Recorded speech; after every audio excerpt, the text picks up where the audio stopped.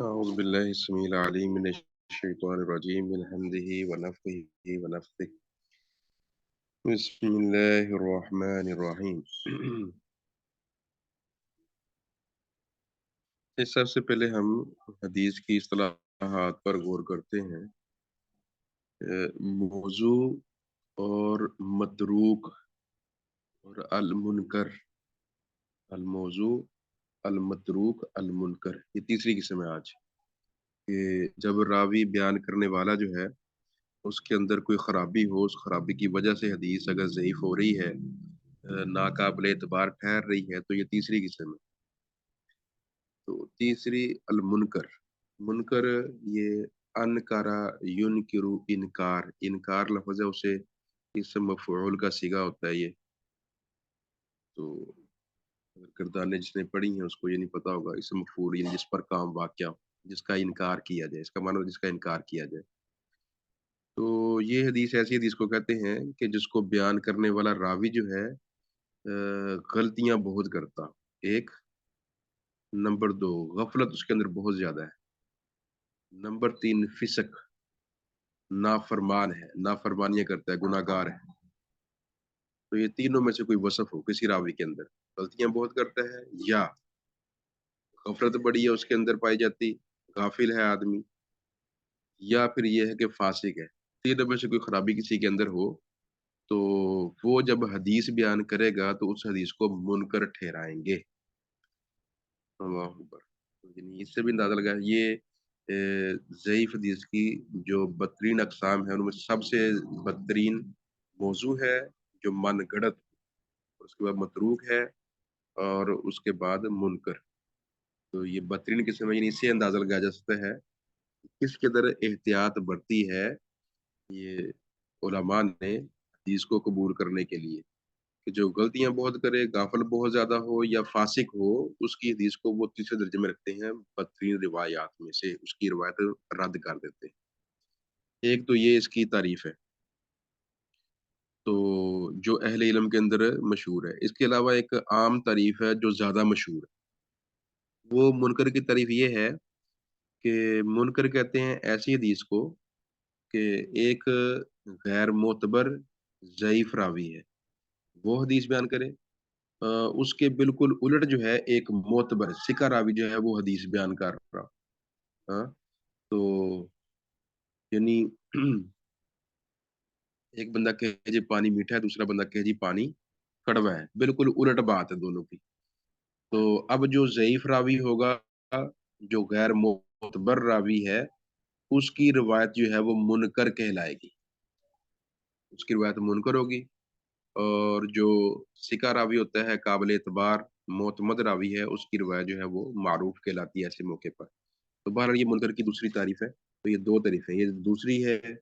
ये हाफ़िज़ इब्न हजर रहमतुल्लाह अलैह ने बयान की है और ये मशहूर है। तो बहरहाल ये 2 तारीफ़ें मुनकर की। अगर रावी के अंदर गलतियाँ ज़्यादा हैं, गफ़लत बहुत ज़्यादा है या फिर वो फ़ासिक है तो उसकी रिवायत मुनकर होती है। या फिर दूसरी तारीफ़ ये है कि जो रावी जो है किसी सिका रावी की मुखालफत करता हुआ हदीस बयान करे, तो इस बंदे की रिवायत जो है वो तीसरे दर्जे की ज़ईफ़ तरीन, कमज़ोर तरीन रिवायत होती है। तो ये यानी अ, मुनकर हदीस की तारीफ़ है। अब उसके बाद हम हदीस की तरफ आते हैं। बिस्मिल्लाहिर्रहमानिर्रहीम। वअन अबी हुरैरा रज़ियल्लाहु तआला अन्हु, अबू हुरैरा से रिवायत है, अन्ना रसूलुल्लाह सल्लल्लाहु अलैहि वसल्लम क़ाल, बेशक अल्लाह के रसूल ने फरमाया सल्लल्लाहु अलैहि वसल्लम, अतदरूना, क्या तुम जानते हो, दिरायत, दिरायत जानने को कहते हैं। क्या तुम जानते हो मल गीबतु, गीबत क्या है? क़ालू, उन्होंने कहा अल्लाहु व रसूलुहु आलम, अल्लाह और उसका रसूल ज़्यादा जानते हैं। क़ाला, कहा, ज़िक्रुका, तेरा ज़िक्र करना, अख़ा का, अपने भाई का, तेरा तज़किरा करना अपने भाई का, बिमा यकराहु, उस चीज़ को लेकर के जिसको वो नापसंद करता है, कराहत करता है, यकराहु कराहत से है। قیلا کہا گیا افرعیتا کیا فرعیتا آپ کا خیال ہے، آپ کا کیا خیال ہے، ان کا نا اگر ہو فی اخی میرے بھائی کے اندر ما قولو جو میں کہہ رہا ہوں، اگر میں جو بات کر رہا ہوں وہ میرے بھائی کے اندر موجود ہو، قال فرمایا ان کا نا اگر وہ ہے فی ہی اس میں، اگر وہ بات اس میں پائی جاتی ہے، ما تقولو جو تو کہہ رہا ہے، فقد اغتبتہ تو یقین کر لو، قد کا معنی ہوتا ہے یقین کر لو، تحقیق، پکی بات ہے، یعنی یہ اہ، یقینی بات اگر بتانی ہو، یقین والا معنی اگر پیدا کرنا ہو، تو اگر کوئی اسم ہے تو وہاں پر انا بولتے ہیں، ان الانسان، بے شک انسان، تو اگر فعل ہو یعنی ورب ہو اس پر وہ یقین والا معنی اس کے اندر لے کے آنا ہو تو وہاں پر قد بولتے ہیں، فقط اغتبتہ تو یقیناً تو نے اس کی غیبت کی ہے، وَإِن لم یکن اور اگر نہیں ہے فی ہی اس میں، فقط بہتہ تو یقیناً تو نے اس پر بہتان لگایا ہے، اگر اس کے اندر یہ چیز ہے تو تو نے غیبت کی ہے، اگر نہیں ہے تو بہتہ بہتہ بہتان سے ہے تو تو نے اس پر بہتان لگایا ہے۔ تو اب اس میں پہلی بات جو غور طلب ہے وہ تو یہ ہے کہ اللہ کے نبی صلی اللہ علیہ وسلم کا انداز تعلیم، تو آپ صلی اللہ علیہ وسلم ایک ماہر معلم بھی تھے، تعلیم دینا آپ پر بس تھی، تو اب آپ نے بھی کئی لوگوں کے ساتھ وقت گزارا ہوگا، اپنے اساتذہ سے پڑھتے رہے ہیں یا اور کوئی دوست احباب سے وقت گزارا ہے، لیکن آج پیچھے مڑ کے دیکھیں تو ان کی بہت کم باتیں ہیں جو آپ کو یاد ہو، تو باتیں عموماً بھول جاتی ہیں، لمبی صحبت ہو پھر بھی چند باتیں چیدہ چیدہ یاد رہ جاتی ہیں جو اہم ہو، باقی وہ ساری باتیں بھول جاتی ہیں، چاہے آپ نے اس کے لیے کتنے ہی جتن کیے ہوں، کتنے ہی مصائب برداشت کیے ہوں۔ تو ایسے ہی اللہ کے نبی کے ساتھ صلی اللہ علیہ وسلم لوگوں نے صحابہ نے کہ اتنا عرصہ گزارا ہے، لیکن بہرحال معاملات ہوتے ہیں، بھول جاتے ہیں پھر، اور بندے کی زندگی لمبی چلتی ہے، کوئی 10 20 سال پہلے جو کسی کے ساتھ وقت بتایا ہے، گزارا ہے، تو اب اس میں سے باتیں یاد رہنا بہت مشکل ہے، تو اس لیے کوئی ایسا انداز اگر وہاں پر اختیار کیا گیا ہے، کوئی انوکھا انداز ہے تو وہ بات یاد رہ جاتی ہے، جس طرح یہاں پر اللہ کے نبی صلی اللہ علیہ وسلم پوچھتے ہیں اور تمہیں غیبت کا پتہ ہے، تو ان سے سوال کر رہے ہیں، تو حالاں انہیں بتائیں گے پھر ہی پتا ہوگا، لیکن یہ سوال کرنے کا مقصد یہ ہے کہ ان کے ذہن ہوشیار ہو جائے، متنبع ہو جائے، تو جب متنبع ہوں گے پھر اب اس کے ذہن کے اندر جو بات ڈالی جائے گی وہ تا دیر یاد رہے گی، تو یہ اللہ کے نبی صلی اللہ علیہ وسلم کا طرز تعلیم تھا، اکثر آپ یوں ہی مہارت سے تعلیم دیا کرتے تھے، مثلا ایک دفعہ ایک صحابی سے کہنے لگے میں تمہیں قرآن کی سب سے عظیم سورت بتاؤں گا، مسجد میں تھے تو مسجد سے نکلنے سے پہلے تمہیں ایک قرآن کی عظیم سورت بتاؤں گا، تو اب اسے تھوڑا نا جھنجھوڑ دیا، اس بندے کا ذہن اب آپ کی بات کی طرف لگ گیا کہ کون سی صورت ہے، اب وہ سوال اس کے ذہن کے اندر کو بلا رہا ہے، لیکن آپ پھر باہر نکل کر اسے بتایا کچھ نہیں، اب پھر بندے نے خود پوچھا جی آپ نے مجھے یوں کہا تھا، تو کہا ہاں وہ سورہ فاتحہ ہے، سورہ فاتحہ جو ہے وہ قرآن کی سب سے عظیم جو ہے وہ سورت ہے، تو یہ یعنی اس کے ایک شوق پیدا کر دیا ذہن کے اندر، اور پھر شوق پیدا کرنے کے بعد پھر اس کے سوال پر آپ نے اس کو علم عطا کیا تو اب اس کو یاد رہا، پھر اس نے یہ حدیث بیان بھی کی، اور ایسے ہی ایک دفعہ وہ حدیث میں آتا ہے کہ حضرت معاذ رضی اللہ تعالی عنہ تھے، تو اس کو اللہ نبی کہتے ہیں معاذ مجھے تم سے بہت محبت ہے، مجھے تم سے بہت پیار ہے، تو اب یہ یعنی پیار کا اظہار کرنے کے بعد پھر اسے کہتے ہیں معاذ تو تمہیں میں ایک بات بتلاتا ہوں، کبھی نماز کے بعد یہ دعا نہ چھوڑنا، ربی اعنی علی ذکرک و شکرک و حسن عبادتک، کہ اے رب اپنا ذکر کرنے پر، اپنا شکر کرنے پر، اچھی عبادت کرنے پر میری مدد فرما، یہ ہر نماز کے بعد، نماز کے بعد جو وقت ہوتا ہے وہ قبولیت کا وقت ہوتا ہے، دعائیں قبول ہوتی ہیں، اگر بندہ نماز پڑھ کے اپنی اسی مصلے پر ہی بیٹھا رہے، جب تک بیٹھا رہے گا اس کا وضو نہیں ٹوٹا تو فرشتے اس کو مسلسل دعائیں دیتے رہیں گے، تو اس کو فرشتوں کی دعائیں ملتی رہتی ہیں، اگر وضو ٹوٹے یا کسی کو تنگ کرے تو پھر یہ دعائیں بند ہوتی ہیں، ورنہ دعائیں اس کو ملتی رہتی ہیں، تو ایسے ہی وہ قبولیت کا وقت ہے، اور تو اس وقت کے اندر یہ دعا کہ اللہ مجھے اپنے ذکر شکر اور یہ اچھی بات کی توفیق دینا، تو یہ بھی بڑی اہم دعا ہے، تو بہرحال یہاں پر بھی اللہ کے نبی صلی اللہ علیہ وسلم جو ایک انداز اختیار کرتے ہیں، پہلے پیار کا اظہار کیا اس کے بعد اس کو بات بتلائی، تو بتایا جی مجھے تم سے بڑا پیار ہے، تو اس پیار کے اندر ہی میں تمہیں یہ بات بتلا رہا ہوں، تو یہ پیاروں کو بتلائی جاتی ہے۔ تو یہ بڑی ایک قیمتی نصیحت بھی ہے اللہ کے نبی کی، اور یہ ایک قیمتی وصف بھی ہے، جو انسان کو عطا ہو جائے تو اس کا نصیبہ جو ہے وہ آ، اس کی کیا بات بن جاتی ہے، پھر اس کا نصیب جو ہے بڑا زبردست ہو جاتا ہے۔ تو بہرحال اللہ کے نبی صلی اللہ علیہ وسلم کا یہ طرز تعلیم تھا کہ یوں انسان کے شوق کو بھڑکا کر اس کے بعد اسے کوئی چیز عطا کرنی ہے۔ تو اس کے بعد پھر آپ نے یہ غیبت کی تعریف کی۔ غیبت یہ ہوتی ہے کہ آپ کا بھائی غائب ہے اور اس کے پیچھے آپ اس کی کوئی باتیں کرو، اور باتیں بھی ایسی کرو جو اس کو پسند نہیں ہے۔ ہوں؟ جو آپ اس کے منہ پر نہیں کر سکتے، اس کو منہ پر نہیں بلکہ کرنے کی بات یہ، یعنی اس کو پسند نہیں ہے، اس کے پیچھے وہ باتیں ہو رہی جو اس کو پسند نہیں ہے۔ تو اب یہ مطلب نہیں کہ آپ اس کی ناپسندیدہ باتیں اس کے منہ پر کر سکتے ہو تو آپ اس کے پیچھے بھی کر سکتے ہو، نہیں۔ اگر اس کی ناپسندیدہ بات آپ اس کے منہ پر بھی کر سکتے ہو، پھر بھی اس کے بعد اس کو کرنا یہ حرام ہوگا، یہ غیبت ہے۔ اللہ اکبر! تو یہ غیبت جو ہے یہ تو سورۃ الحجرات پڑھ لیں، سورۃ الحجرات کے اندر تو اللہ نے یہ فرمایا ہے کہ یہ مردار بھائی کا گوشت کھانا ہے۔ کہ جو بندہ کسی بھائی کی غیبت کرتا ہے وہ ایسے ہی ہے جیسے اپنے مردہ بھائی کا گوشت کھا رہا ہے۔ تو یہ یعنی انتہائی کبیر گناہ ہے جو اللہ عز و جل نے اس سے منع فرمایا، لا یغتب بعضکم بعضا ایحب احدکم ان یاکل لحم اخیہ میتا فکرہتموہ۔ کوئی تم میں سے بعض کی غیبت نہ کرے، کیا تمہیں یہ اچھا لگتا ہے کہ تم اب مرے ہوئے بھائی کا گوشت کھاؤ؟ یعنی ویسے ہی گوشت کھانا یہ بہت برا لگتا ہے، اوپر سے اس کی لاش پڑی ہو اور لاش کو کاٹ کاٹ کر تم کھاؤ، تو کس قدر یہ کبھی منظر ہوگا اور کس قدر بری یہ عادت ہے۔ لیکن یہی مثال اللہ نے یہاں پر فٹ کی ہے کہ بالکل ایسے ہی ہے، آپ کا بھائی آپ کے سامنے اس کی میت پڑی ہوئی ہے اور آپ گوشت اتارو اور ہنڈیا میں پکانا شروع کر دو اور پکا کر تو کھا لو۔ جس طرح یہ کام انتہائی کبیح ہے، اور انسان کی عقل تو کیا اس کے دور دور کے وہم کے اندر بھی یہ بات نہیں آتی، بالکل ایسے جو ہے غیبت سے ایسے انسان کو دور رہنا چاہیے۔ تو یعنی معلوم ہوتا ہے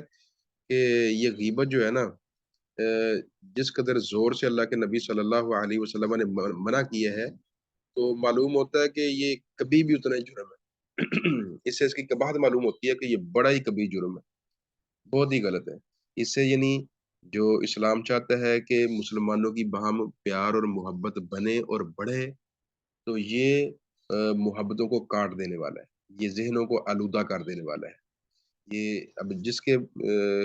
کی بری بات کسی دوسرے کو بتائی گئی ہے، اب ظاہری بات ہے اس کا ذہن اس کے بارے میں صاف نہیں رہ سکتا۔ جب صاف نہیں رہے گا وہاں پر کینہ آ جائے گا، نفرت آ جائے گی، تو وہ پیار اور محبت جو ہے جو ایک معاشرے کے اندر ہونا چاہیے وہ سارا ختم ہو جائے گا۔ تو مسلمان معاشرہ جو ہے آپس کے اندر بھائی چارے کا معاشرہ ہو، پیار محبت والا معاشرہ ہو، تو اس کے لیے زہر قاتل ہے یہ غیبت۔ جب یہ غیبت ہوگی تو یہ سارا معاشرہ ایسا برباد ہو جائے گا۔ اس وجہ سے اس کو بڑی سختی سے قرآن کے اندر بھی منع کیا گیا اور اللہ کے نبی نے بھی منع فرمایا، اور یہ جو غیبت کا لفظ آپ نے قرآن میں پڑھا ہے اس کی تشریح یہ اللہ کے نبی کر رہے ہیں صلی اللہ علیہ وسلم۔ یہ ایک تشریح یہ ہے کہ ہم خود اپنی طرف سے کریں کہ غیبت کیا ہوتی ہے، تو ہم یعنی کبھی کوئی ادھر نکل جائے کوئی ادھر نکل جائے گا، ہر بات ہر بندے کی اپنی اپنی بات ہوگی۔ تو لیکن جو صاحب قرآن ہے جس پر دو قسم کی وحی آتی تھی، ایک جلی اور ایک خفی، یعنی وہی جلی ہوتی تھی قرآن، اور وہی خفی مخفی وہی ہوتی تھی حدیث۔ یعنی اللہ پہلے قرآن اتارتا، پھر اس کے معنی جو ہے وہ بھی اپنے نبی کو بتاتا، تب وہ نبی نے جو معنی بتائے ہیں وہ ظاہری بات اللہ کے بتائے ہوئے، تو لہٰذا وما ينطق عن الهوى ان هو الا وحی یوحى، وہ نبی جو بھی بولتا ہے وہ وہی سے بولتا ہے۔ تو اب یہ کہہ لو یہ بھی معنی بھی اللہ نے بتایا کہ ذکر کا خاک بما یا کراؤ، اگر ہم اللہ کے نبی صلی اللہ علیہ وسلم کی بات چھوڑ کر اپنے پاس سے جتنے بھی ہم ذہین ہیں، بہت بڑا ہمارا گروہ بھی ہے، ہم کام کرنے کی کوشش کریں گے تو ہم راہ راست نہیں بنا سکتے۔ مثلاً یہ پہلے بھی میں نے یہ مثال بیان کی تھی اے، کہ امریکہ نکسن کا مشیر تھا، تو وہ مسلمان ہو گیا، رابرٹ کین اس کا نام تھا شاید، تو وہ مسلمان ہو گیا، فاروق اس نے اپنا نام رکھا۔ تو اب وہ جب اس نے یہی تھا اسلام کا تھا، تو اس صدر نے اسے کہا جی تم ایک किताबचा उसको तैयार करके दिया, तो पढ़ के मुझे बताओ इस्लाम क्या है? तो वो पढ़ता गया तो वो खुद ही मुसलमान हो गया। अब वो एक यूनिवर्सिटी के अंदर लेक्चर सुन रहा था किसी यहूदी प्रोफेसर का, तो उसने इस्लाम के खिलाफ बात की। जब इस्लाम के खिलाफ बात की, तो अब वहाँ पर ना ये खड़ा हो गया, कहने लगा जी आप मुझे एक सवाल का जवाब दें, मुझे एक सवाल का आप जवाब दें कि अमेरिका के अंदर जो वरासत का कानून है वो कितनी जिल्दों के अंदर? वो कहने लगे इसकी बड़े सफ़ात हैं, बड़ी जिल्दें हैं। तो कहने लगे कि ये कितनी मेहनत इस पर हुई, इस पर जी दसियों साल मेहनत हुई है, बड़ा लंबा ये कानून फिर दर्ज किया गया, फिर ये लिखे हज़ारों सफ़ात इस पर भरे हुए हैं। तो वो कहने लगा जी अगर यही वाला मज़मून वरासत का कि एक बंदा मर गया उसके पीछे वारिस कौन-कौन है उनको मिलना है। अगर सिर्फ़ एक सफ़े के अंदर आ जाए, चंद लाइनों के अंदर, वो कहने लगा ये मुमकिन ही नहीं है। तो ये सूरह निसा है, इसकी आयत नंबर 11, आयत नंबर 12 और आयत नंबर 174 आखिरी आयत। तो ये 3 आयतें, इन 3 आयतों के अंदर अल्लाह तबारक व तआला ने वरासत का सारा मज़मून बयान कर दिया। 3 आयतों के अंदर इंसान मर जाए, माँ को क्या मिलना है, बाप को क्या मिलना है, बहन को, भाई को, बच्चों को, किसको क्या मिलना है, वो सारी तफ़सील आ गई। और किसको मिलना है, किसको नहीं मिलना, इसको आप बैठ के सोचना शुरू करें। इंसान मर जाए, किसको मिलना चाहिए, किसको नहीं मिलना चाहिए, किसको कितना मिलना चाहिए, बंदा पागल हो जाएगा लेकिन उसे समझ नहीं आएगी। तो वो अशरों मेहनत करके, सैकड़ों साल मेहनत करके कोई नतीजा सही नहीं निकाल सकता। एक जगह पर भाई सगा है बंदे का, भाई को दे दिया, दूसरी जगह बेटा वो प्यारा है, वो दे दिया। वो समझ नहीं किसको देना है, किसको महरूम करना है, किसको कितना देना है। ये नहीं कि इंसान पागल हो जाए लेकिन उसे ये समझना है। लेकिन अल्लाह तबारक व तआला ने वो सारा मज़मून बयान कर दिया। तो ऐसे ही ये यानी इस्लामी जो तालीमात हैं, तो ये सैकड़ों साल की मेहनतें और हज़ारों दिमागों का खर्च होना, कह लें ये सब कुछ होने के बावजूद भी ये बात ऑथेंटिक नहीं होती, यकीनी नहीं होती कि जो हमने सोचा है, ये जो हमने वज़ह की वो बातें बिल्कुल अमल हों और उनके अंदर कोई शक-व-शुबा ना हो, कोई नुकसान ना हो, तो ऐसा फिर भी यकीन नहीं होता। लेकिन जो अल्लाह अज़्ज़ व जल हैं, जिनका इल्म जो है बेकनार है, हुँ? सारी दुनिया का इल्म मिलकर भी वो अल्लाह के इल्म के मुकाबले में ऐसे है जैसे समंदर में से एक कतरा हो। तो ये आज ही देख लें कि वो इंकिशाफ की कोशिश कर रही है कि जो अल्लाह ने चीज़ें बना दी हुई हैं, हज़ारों लाखों साल से इंसानियत देखती चली आ रही है। तो लेकिन उनका इंकिशाफ ही नहीं हो पा रहा कि अल्लाह ने ये कैसे बनाए हैं, इसके अंदर क्या-क्या थ्योरी है, क्या-क्या इसके अंदर साइंसी जो उमूर हैं वो उनको मद्देनज़र रखा गया है, तो ये समझ नहीं आ रही। तो इसलिए अगर ये बात साबित हो जाए जी अल्लाह ने फरमाई है या ये तशरीह अल्लाह ने अपने नबी को बताई थी और नबी ने अपनी ज़ुबानी उम्मत को बता दी है। ज़ाहिर बात है वो तशरीह भी वही के ज़रिए ही आनी थी। तो जब उस बात का यकीन हो जाए तो वहाँ पर फिर हमें अक्ल का इस्तेमाल वो करना वो दुरुस्त नहीं। जिस तरह वो कुरान आप पढ़ते हैं ना, कुरान शुरू होते ही सबसे पहले कि अल्लाह ने सबसे पहले बिल गैब कि कुरान से जिनको हिदायत मिलती है वो गैब पर ईमान लाते हैं। यानी वो चीज़ें उनको समझ नहीं आती, उनका ज़हन इस काबिल नहीं है या अभी साइंस इस हद तक नहीं पहुँची, उनकी समझ से मावरा है, लेकिन वो कुरान के अंदर मौजूद है, हदीस में मौजूद है। तो लिहाज़ा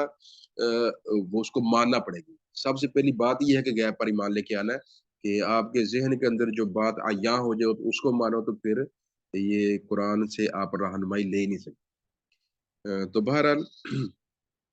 जो तशरीह अल्लाह के नबी ने कर दी है सल्लल्लाहु अलैहि वसल्लम, उस हद तक इंसान नहीं पहुँच सकता। अब ये तशरीह आपने कर दी है कि तेरा भाई जिस बात को नापसंद करे, तो उसका तू तज़किरा करे। तो ये एक गीबत होती है। ये इंसानी मुआशरे के लिए बाहमी प्यार-मोहब्बत के लिए एक ज़हर है। जितना ज़्यादा घुलेगा, उतना ज़्यादा जो है ज़हन आलूदा होंगे और मुआशरा जो है वो परेशानी का और लोग एक-दूसरे से खींचे-खींचे रहेंगे और एक-दूसरे से दूर रहेंगे। तो अब ये वो साहबी ने सवाल किया जी अगर उसके अंदर ये चीज़ है तो फिर कहा अगर है तो फिर ये गीबत है। अगर वो कह लो कि गलती उसके अंदर है तो फिर ये गीबत है। तो चाहिए ये कि अपने भाई के अंदर अगर कोई ऐब पाया जाता है उसको छुपाओ, हाँ? اگر اس کے اندر ایک ایب ہے تو اپنی ذات کے اندر غور کر کے دیکھ لو، تمہارے اندر 100 ایب ہوں گے. اپنے ایب نہیں بتاتے کسی کو، بھائی کے ایب بتاتے چلے جا رہے ہو. ہاں، یا تو تم بالکل پرفیکٹ ہو نا، فرشتے ہو، تو پھر بھی تمہارا چلو کہہ لیں کہ دینی طور پر تو پھر بھی حرام ہے، لیکن پھر بھی چلو ہم کہیں جی تو اخلاقی طور پر اخلاق بھی حالانکہ یہ جب دین نہیں ہے تو پھر اخلاق بھی نہیں ہو سکتا. تو بہرحال کہتے ہیں پھر کچھ نہ کچھ بات بن سکتی ہے کہ چلو تم بالکل پرفیکٹ تھے، کامل تھے، کسی دوسرے کے اندر تمہیں خرابی نظر آئی، تم نے وہ بیان کر دی. لیکن جب تم عیبوں سے بھرے ہوئے ہو تو پھر اوروں کے عیب کیوں اچھالتے ہو؟ تو اگر اس کے اندر نہیں ہے پھر تم بہتان لگا رہے ہو، پھر الزام لگا رہے ہو، تو یہ بھی جرم ہے. دونوں طرح سے جرم ہے، اگر اس کے اندر ہے تو پھر بھی جرم، اگر نہیں ہے تو پھر بھی جرم. تو انسانی معاشرے کو کہہ لو کہ اس شر سے بچانے کے لیے کہ باہمی پیار محبت بنا رہے اور انسانیت وہ پھلتی پھولتی رہے، تو اس کے لیے یہ غیبت کا حرام ہونا یہ ضروری ہے. البتہ یہ ہے کہ بعض مقامات ہوتے ہیں کہ وہاں پر کسی کی برائی کرنی پڑتی ہے، ضروری ہوتی ہے. تو وہ بھی یعنی بعض مقامات مثلاً یہ 5-6 مقامات ہیں جہاں پر انسان کو برائی کرنا جائز ہوتا ہے. مثلاً قرآن میں جو اللہ فرماتے ہیں لا یحب اللہ الجہر بالسوء من القول الا من ظلم، یہ چھٹا پارا جو ہے شروع ہو رہا ہے کہ یہ اونچی اونچی آپ برے برے بول بولو، تو یہ جو مظلوم ہے وہ بول سکتا ہے، تو ورنہ اللہ کو یہ پسند نہیں ہے. آپ گلا پھاڑ پھاڑ کے اونچی اونچی کوئی بری باتیں کرو تو اللہ کراتے کہ فرماتے ہیں کہ اگر ظلم تم پر ہوا تو پھر تم کر سکتے ہو. مثلاً تمہارے ساتھ کوئی زیادتی ہوئی ہے تو کسی کو جا کر تم باہر شور ڈال سکتے ہو اس کی غیر موجودگی کے اندر، یا کسی اور کو جا کے بتا سکتے ہیں کہ اس نے میرے ساتھ یہ بدسلوکی کی ہے. ہاں، جس طرح اللہ کے نبی فرماتے ہیں ان لصاحب الحق کی مکان، کہ جو حق والا ہو اس کو بات کرنے کا حق حاصل ہوتا ہے. تو یہ ہے یعنی اس کی شکایت وغیرہ لگائی جا سکتی ہے کسی سے، اس کے بارے میں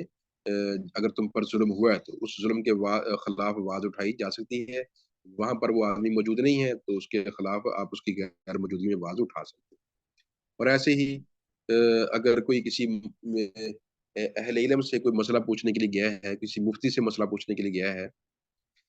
تو وہاں پر بھی کسی دوسرے بار کا بھی اس کے اندر ذکر ہے تو ٹھیک ہے وہ انسان کر لے. جس طرح وہ ہند تھی، اپنے شوہر ابو سفیان رضی اللہ تعالی عنہما، ان کی وہ غیبت کرتی ہیں کہ اللہ کے رسول وہ نا بڑا کنجوس آدمی ہے، تو گھر میں خرچہ بھی پورا نہیں دیتا. تو اب ہے سردار ہے، یعنی چودھری ہے، تو خرچہ پورا نہیں دیتا، تو کیا میں چپکے سے اس کا مال لے سکتی ہوں؟ تو اللہ کے نبی نے فرمایا ہاں، جو معروف طریقے سے، جانے پہچانے طریقے سے، جو تجھے اور تیری اولاد کو کافی ہو اتنا کہ تو چپکے سے اس کا مال لے سکتی ہے. تو یہ یعنی پوچھ لیا جائے کہ واقعی یہ نہ ہو کہ عورت ہی فضول خرچ ہو، اور وہ فتویٰ لے آئے. تو یہ تھوڑی سی یعنی بندہ کسی سے رہنمائی لے لے کہ آیا قصور میرے اندر تو نہیں ہے، وہ اپنا خرچہ پورا کر رہا ہو اور میں ہی فضول خرچ ہوں. تو اگر ایسی بات نہیں ہے، عورت سمجھدار ہے، انسان بندے کے اندر کنجوسی پائی جاتی ہے، جتنا اللہ نے دیا ہے اس حساب سے خرچ نہیں کرتا، وہ گھر کے اندر بچے ترستے رہتے ہیں، تو وہ ٹھیک ہے پھر ایسے مال لے سکتی ہے. تو بہرحال یہاں پر جو بتانے کی بات وہ یہ ہے کہ ہند نے ابو سفیان کی کہہ لیں کہ غیبت ہی کی اس کے بارے میں. اللہ کے نبی صلی اللہ علیہ وسلم سے مفتی یعنی مفتی تھے آپ وقت کے سب سے بڑے، تو ان کے بارے میں یہ بتایا اللہ علیہ وسلم کو. تو ایسے ہی کوئی انسان کوئی برا کام کرتا ہے تو اس کو اسے روکنا ہو تو کسی ایسے کو جا کر بتلانا جو اس پر تسلط رکھتا ہے، یعنی اس کے پاس اقتدار حاصل ہے، اسے اس کو یعنی روکنے کی قوت حاصل ہے، تو اس کو جا کر پھر بتایا جا سکتا ہے. کسی کو برائی سے روکنے کے لیے کسی دوسرے کو جا کے گاہ کرنا، کہ بڑا بھائی اس کو بتانا جا کے جی آپ کا چھوٹا بھائی یہ کام کرتا ہے اس کو اپنے اس کام سے روکو، یا آپ کی بہن کے اندر یہ خرابی ہے اس کو اس کام سے روکو. تو یہ بھی حالانکہ غیبت ہی ہے لیکن یہ جائز صورت ہے کیونکہ اس کے اندر وہ خیر والا پہلو جو ہے وہ غالب ہے. تو ایسے ہی کوئی آدمی ہے، وہ شریر ہے، بد آدمی ہے، تو اب اس سے آپ چاہتے ہیں کہ دوسرے لوگ ہوشیار رہیں، کہیں اس کی باتوں میں آ کر اپنا سب کچھ نہ لٹا بیٹھے، تو ایسے بندے کے بارے میں بھی معاشرے کو آگاہ کیا جا سکتا ہے۔ جس طرح ایک حدیث میں آتا ہے کہ اللہ کے نبی صلی اللہ علیہ وسلم اما عائشہ کے پاس تھے، تو ایک آدمی آیا، اجازت مانگ رہا تھا، تو آپ نے کہا جی ٹھیک ہے اسے اندر آنے دو۔ تو ساتھ اپنے گھر والوں سے کہنے لگا جی بڑا برا آدمی ہے، خاندان کا بڑا برا آدمی ہے۔ تو یہ نہیں یہ بھی غیبت کے اندر آتا ہے، وہ اس کی غیر موجودگی میں یہ بات ہو رہی ہے۔ تو مطلب یہ انسانوں کو آگاہ کرنے کے لیے۔ اب جو بات اللہ کے نبی صلی اللہ علیہ وسلم سے مل جائے تو وہ برائی نہیں، وہ اچھائی، وہ دلیل بن جائے، تو یہ دلیل ہے ہمارے لیے۔ تو اس کا مطلب یہی ہوگا کہ وہ اس کے بارے میں لوگوں کو آگاہ کیا گیا ہے، کہ لوگوں اس سے آگاہ رہنا، اس کے اندر یہ خرابی پائی جاتی ہے، کہیں یہ نہ ہو کہ یہ تمہیں لوٹ کے لے جائے، تمہارے حق غصب کر لے۔ تو بہرحال متنبع کرنے کے لیے کسی کے اندر خرابی پائی جاتی ہے تو متنبع کرنے کے لیے، کوئی ذاتی مفاد نہیں ہے، کہ لوگوں کے ذہن آلودہ نہیں کرنے، صرف متنبع کرنے کے لیے یہ جو ہے کیا جا سکتا ہے، کسی کا جا سکتا ہے۔ ایسے ہی جو ہم پڑھ رہے ہیں کہ جی حدیث ضعیف حدیث کی اقسام، تو اب اس میں بھی کیا ہے کہ وہ بندہ کاذب ہے یا تہمت بالکذب ہے یا وہ غافل ہے، اب یہ بھی خرابیاں بیان کر رہے ہیں، تو لیکن یہ بھی کہہ لیں کہ اس خرابی کے بیان کے اندر امت کا بھلا ہے، امت کا بھلا ہے، تو یہ امت کے بھلے کے لیے یہ خرابی بیان کی جا رہی ہے، تاکہ جو ہے وہ دوسرے کی خرابی سے متنبع ہو کر تو کہیں ان کی غلط باتوں کو دین سمجھ کر اس کو عمل میں نہ لے آئے۔ تو ایسے ہی کسی نے کاروبار کرنا ہے، رشتہ کرنا ہے، اس کو آپ بتائیں کہ یہ بندہ ایسا ہے۔ جیسے وہ ایک حدیث بھی آتی ہے کہ فاطمہ بنت قیس تھی رضی اللہ تعالیٰ عنہا، تو انہوں نے پوچھا اللہ کے نبی سے، اللہ کے نبی مجھے رشتہ آیا۔ تو یہ ڈائریکٹ لڑکی سے بات ہو جائے تو جائز ہے اسلام کے اندر۔ کنواری لڑکیاں تو ایسے موضوع پر بات نہیں کرتی، البتہ جس طرح آج ماحول کنواری بھی وہ ایک جس طرح ان کو اعتماد حاصل ہے آج کل، وہ تو بات کر لیتی ہیں۔ لیکن بہرحال شوہر دیدہ کے بارے میں عام ہے کہ بیوہ ہو یا مطلقہ ہو، اس سے براہ راست بات کر لی جائے۔ اگر وہ عدت کے اندر ہے پھر تو نہیں، پھر تو اشارہ ہو سکتا ہے، عدت سے باہر ہے تو پھر اس سے بات ہو سکتی ہے۔ تو اب شادی جو ہے وہ والدین ہی کریں گے، یعنی باپ اگر موجود ہے شادی ولی نہیں کرنی ہے۔ یہ البتہ عورت رہنمائی کرتی ہے اپنے والدین کی کہ یہ رشتہ اگر اچھا ہو تو والدین کو مان بھی جانا چاہیے۔ جس طرح آج پریشانیاں یہ بنتی ہیں کہ بچیوں کو کالج پڑھنے کے لیے بھیج دیا جاتا ہے، اب کو ایجوکیشن کا ماحول ہے پاکستان کے اندر، تب جب جہاں ان کو اتنا ایسے ماحول کے اندر بھیجا جاتا ہے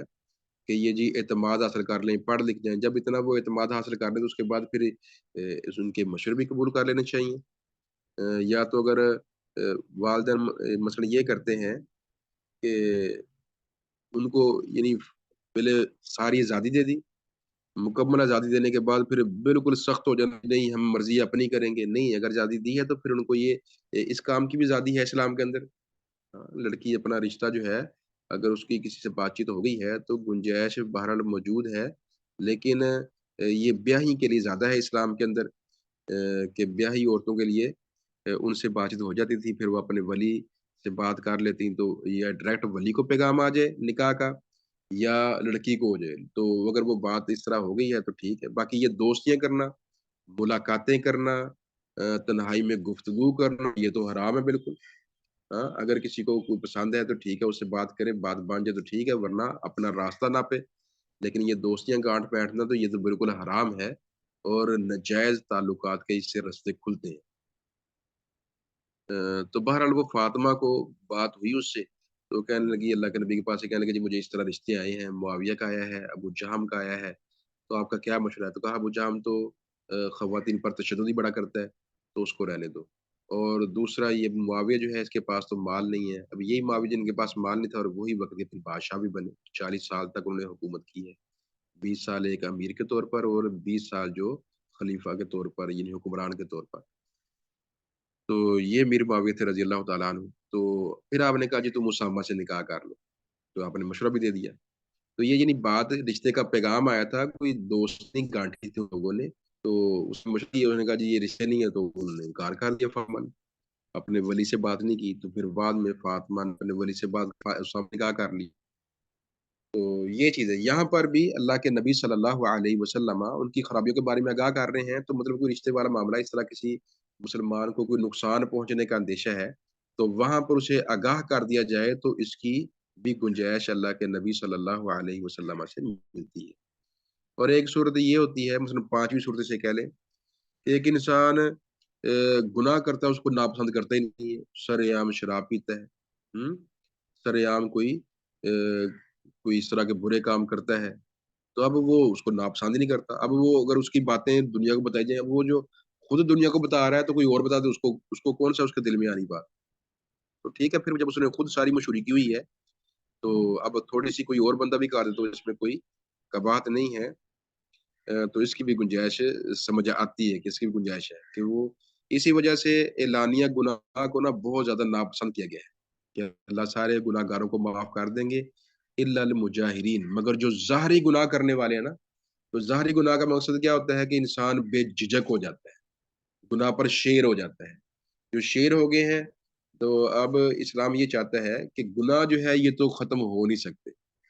اللہ کے نبی فرماتے ہیں اگر تم گناہ کر کے اللہ سے توبہ نہ کرو تو اللہ ویسے ہی تمہیں ختم کر دے، پھر ایسی قوم لے کر آئے جو گناہ بھی کرے اللہ سے توبہ بھی کرے۔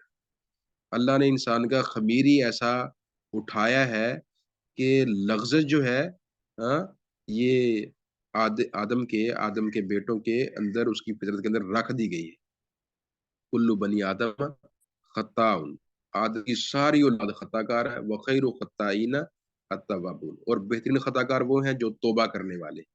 یعنی خطا سے لغز سے آدمی ہو اور وہ خطا نہ کرے ایسا تو ممکن ہی نہیں ہے۔ اللہ کے نبی صلی اللہ علیہ وسلم ان سے کتنے غلط فیصلے ہو گئے، آپ دیکھ لیں، قرآن میں پڑھ لیں، عبس وتولی، یہ صورت پڑھ لیں، اس کی تشریح پڑھ لیں۔ ایسے ہی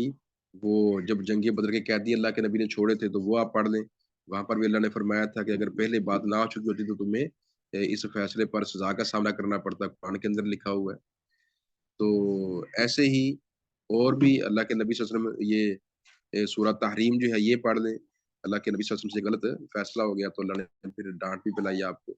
تو جب نبی جو اس کائنات کے سب سے عظیم انسان ہے اور سب سے معصوم انسان ہے، معصوم آپ اس لیے ہیں کہ اگر کوئی آپ سے غلطی ہوئی اللہ نے فوری اس کی اصلاح کر دی اور آپ نے اصلاح کر لی۔ ہم معصوم اس لیے نہیں ہے کہ ہم سے غلطی ہوتی ہے تو ہماری کوئی بتانے والا نہیں ہے، ہمیں جا کے آخرت میں اللہ کے پاس پتہ لگنا ہے۔ تو اللہ کے نبی معصوم اس لیے تھے کہ آپ کی غلطی کے بارے میں آپ کو فوری ٹوکا جاتا تو آپ فوری اپنی اصلاح کر لیتے۔ تو بہرحال جب اللہ کے نبی صلی اللہ علیہ وسلم سے غلطی ہوں گی تو دنیا میں کوئی خطا نہیں رہ سکتا۔ ہاں، جاہل ہے وہ شخص خطا کرنے کے بعد جو ڈٹ جائے، اور مبارک ہے وہ شخص جو خطا ہونے کے بعد توبہ کر لے، اور یہی آدم نے کیا تھا۔ شیطان ڈٹ گیا تھا، آدم نے توبہ کر لی، دونوں سے خطا ہوئی تھی، تو خطا کرنے والا وہ آدم بن گیا، پیغمبر بن گیا توبہ کرنے والا، اور جس نے توبہ نہیں کی وہ شیطان لعین بن گیا۔ تو یہ چیز ہے۔ بہرحال جو جب جہری گناہ کر رہا ہے نا، پھر اس کے توبہ کی توفیق بھی چھن جاتی ہے، وہ پھر بے دھڑک ہو جاتا ہے، معاشرے میں گناہ پھیلتا جاتا ہے۔ باقی جو خطا کرتا ہے اور پھر چھپتا ہے چھپاتا ہے تو مطلب کیا، اس کے دل کے اندر ایک ڈر ہے، تو جب تک یہ گناہوں کا ڈر ہے تب تک معاشرہ جو ہے وہ ایک سالم معاشرہ بنا رہے گا۔ جب گناہوں کا ڈر ختم ہو جائے گا تو انسانیت شیر ہو جائے گی۔ اب یہ یعنی اس پر آپ غور کریں کہ مثلا زنا ہے، کوئی بندہ بدکاری کرتا ہے تو اب دین میں ہے کہ 4 گواہ ہوں گے تو اس زانی کو سزا ملے گی۔ اگر گواہ 3 ہے نا، 3 گواہ ہیں، اب 3 گواہ ہیں، تینوں بندوں نے دیکھا ہے اور وہ کہیں پر بات کرتے ہیں تو زانی نہیں مانتا، اب نصاب یہاں پر پورا نہیں ہے، اب تینوں نے بات کی ہے تو سزا ان بات کرنے والوں کو ملے گی، وہ زانی چاہے، اب ظاہر ہے 3 بڑے معتبر ہیں، بڑے ہی قابل اعتبار بات والے ہیں، تو ان 3 کی مان کر اس سزا نہیں ملے گی۔ ہوں، تو اب یہ اگر اس مسئلے پر تھوڑا-سا غور کریں نا، دیکھیں تو اسے سمجھ یہ آتی ہے کہ اسلام یہ چاہتا ہے جو معاشرہ جو ہے وہ پاک صاف رہے، معاشرے کے اندر اصلاح جو ہے وہ قائم دائم رہے، اور معاشرے کے اندر خرابی جو ہے وہ دار نہ آئے۔ تو یہ بندہ ڈر رہا ہے، چھپ رہا ہے، وہ چھپ کے اس نے گناہ کیا وہ خیر ہے، لیکن وہ سرعام نہ کرے، سرعام 4 بندے دیکھ رہے ہیں تو سرعام وہ کر رہا ہے۔ تو یہ چیز یہ بتاتی ہے کہ اس کے دل کے اندر ڈر موجود ہے، ڈر موجود رہے تو وہ اسلام گوارا کر لیتا ہے۔ تو بہرحال یہ چیز ہے کہ کھلم کھلا کوئی ارتکاب کر رہا ہے تو اس کی بھی کہہ لیں کہ بات اس کے بارے میں ہو سکتی ہے، یا کوئی ایسا کسی کا وصف ہے، کوئی لنگڑا ہے یا نبینہ ہے یا کچھ ہے اور وہ اس وصف کے بارے میں مشہور ہے، کوئی برا نہیں منا رہا، تو یہ بھی وصف پکارا جا سکتا ہے۔ جیسے کئی امام تھے، امام اعمش اس کا نام تھا۔ ایسے کسی کو عامہ کہہ دیں، نبینہ کہہ دیں۔ ہمارے یہاں ایک حاجی صاحب تھے، ان کا نام تھا حاجی نیری، اندھیری جسے کہتے ہیں۔ تو اس طرح یہ کوئی نام پسند نہ کرے تو وہ بھی لینا جائز ہے، اس کی بھی گنجائش ہے۔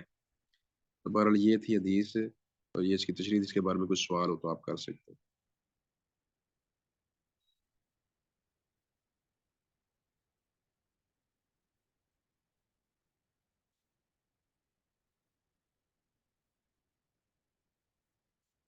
ٹھیک ہے جی، پھر انشاءاللہ کل سے۔